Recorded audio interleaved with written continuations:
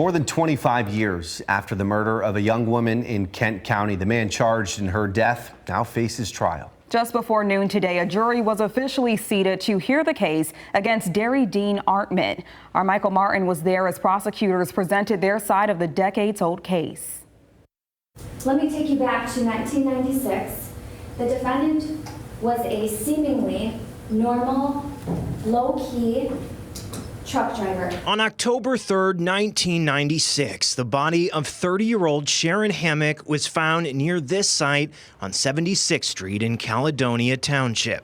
For years, nobody was charged for strangling the young woman until August of 2022. You are going to see from the evidence that this is a man who developed a strong hatred of women that tied all the way back to high school years. Fast forward several decades, and investigators make a breakthrough in the case. Crediting genetic genealogy, they arrest this man, Garry Dean Artman. Taken into custody in White Springs, Florida, and brought back to West Michigan, his trial for Hammock's death and sexual assault began Monday. This is Sharon Hammock. Prosecutors said that Artman had previously met up with Hammock to pay her for a sexual act, but had left her shaken afterwards. After her sexual encounter with him, she decided that she would not allow that to happen again because she feared him.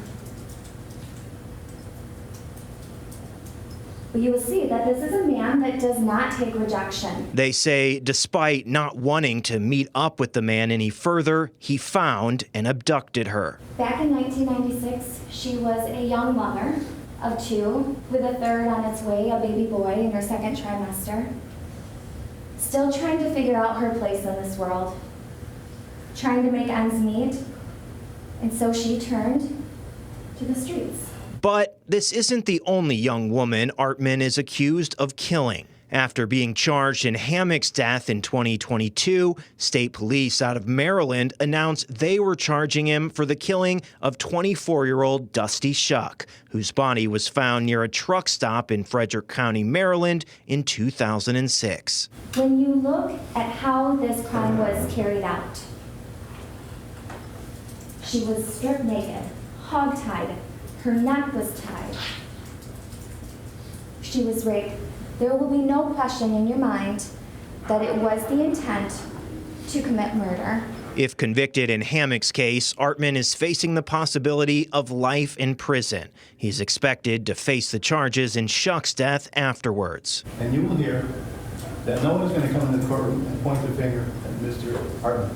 And because of that, the prosecution has to take a road to try and attempt to show by other means that it points to him. Prosecutors began their opening statements by reading out a note allegedly penned by Artman. A corpse cannot participate in dialogue. The charge against them, murder by mortality. Their sentence, death.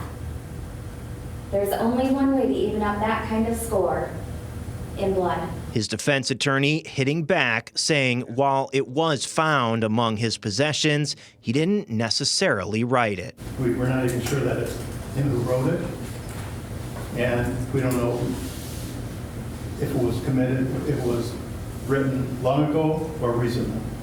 It was found in the storage cabinet that he owned, or storage facility that he owned, among a lot of other things, Legos, garden equipment. Opening statements began in the case late Monday. Kent County Circuit Judge Scott Noto expects the case will take all week.